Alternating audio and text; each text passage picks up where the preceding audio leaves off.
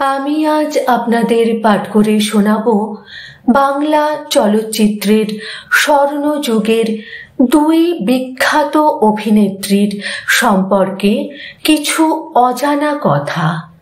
তাদের সম্পর্ক কেমন ছিল আশা করি আপনাদের সকলেরই ভীষণ ভালো লাগবে।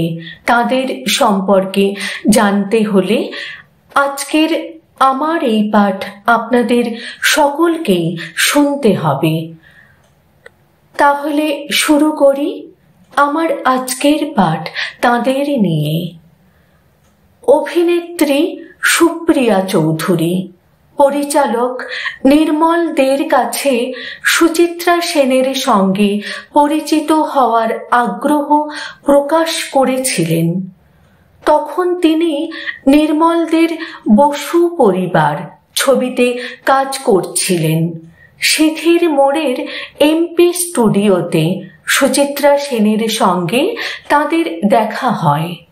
ঘরের ভেতরে উত্তম কুমার ও সুচিত্রা সেন উপস্থিত ছিলেন। পরিবেশটা বেশ নীরব ছিল। এমন সময় সেখানে এসে দাঁড়ালেন সুপ্রিয়া দেবী। সুপ্রিয়া দেবীর ধারণা ছিল যে সুচিত্রা সেন সম্ভবত খুবই অহংকারী।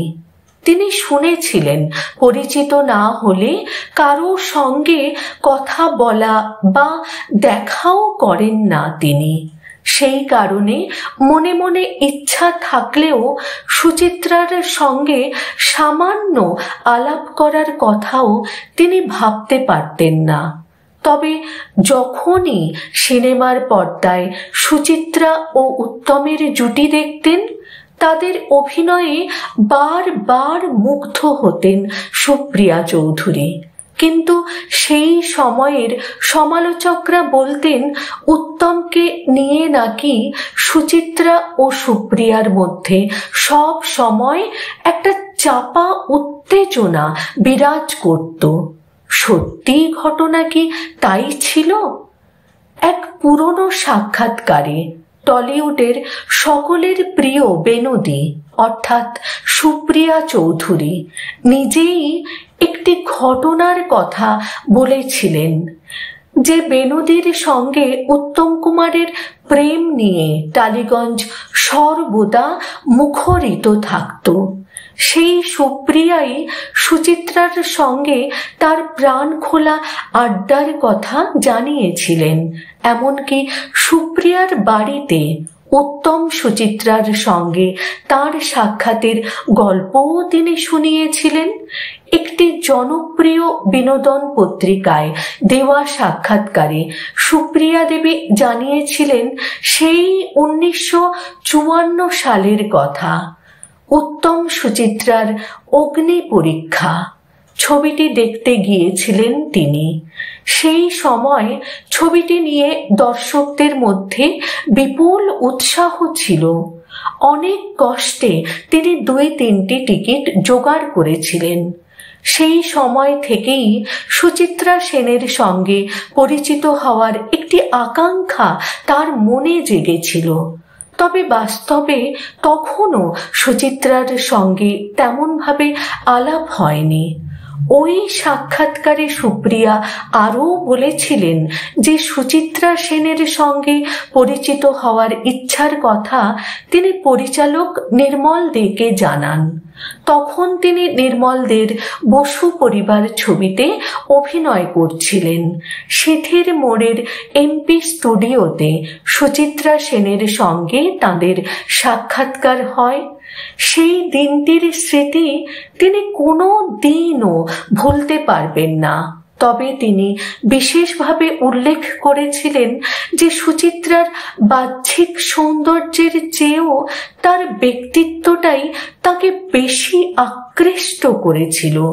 তাদের মধ্যে আলাপ হয় এবং অনেক কথাও হয়। সুপ্রিয়া তাকে রমাদি বলেই ডাকতেন।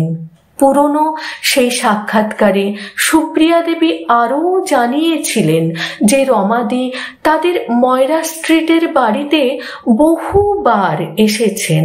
তারা একসঙ্গে অনেক গল্প করেছেন। খাবার টেবিলে বসে তিনি, উত্তম এবং রমাদি ঘন্টার পর ঘন্টা বিভিন্ন বিষয়ে আলোচনা করতেন। সুপ্রিয়া নিজেই রান্না করতেন এবং উত্তম এবং সুচিত্রা সেই খাবার টেবিলে বসে থাকতেন। কিভাবে যে সময় কেটে যেত তা বোঝাই যেত না।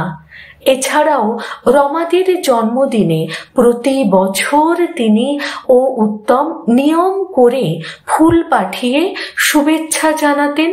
ফুল রমাদির ভীষণ প্রিয় ছিল। 2018 সালের 26শে জানুয়ারি বাংলা চলচ্চিত্রের কিংবদন্তি শিল্পী সুপ্রিয়া চৌধুরী শেষ নিঃশ্বাস ত্যাগ করেন। তবে উত্তম কুমারের সঙ্গে তার সম্পর্ক এবং সুচিত্রা সেনের সঙ্গে তার বন্ধুত্ব আজও চলচ্চিত্র আলোচনায় বারবার উঠে আসে। এখনো তার ভক্তরা সেই সময়ের বাংলা ফিল্ম ইন্ডাস্ট্রির অজানা গল্প জানতে ভীষণভাবে আগ্রহী। লেখনী সংগৃহীত। অসংখ্য ধন্যবাদ জানাই যিনি এই লেখনী সোশ্যাল মিডিয়ায় পোস্ট করেছেন, এবং আমার তরফ থেকে এবং আমার পরিবারের সকল সদস্যদের তরফ থেকে অসংখ্য ধন্যবাদ জানাই।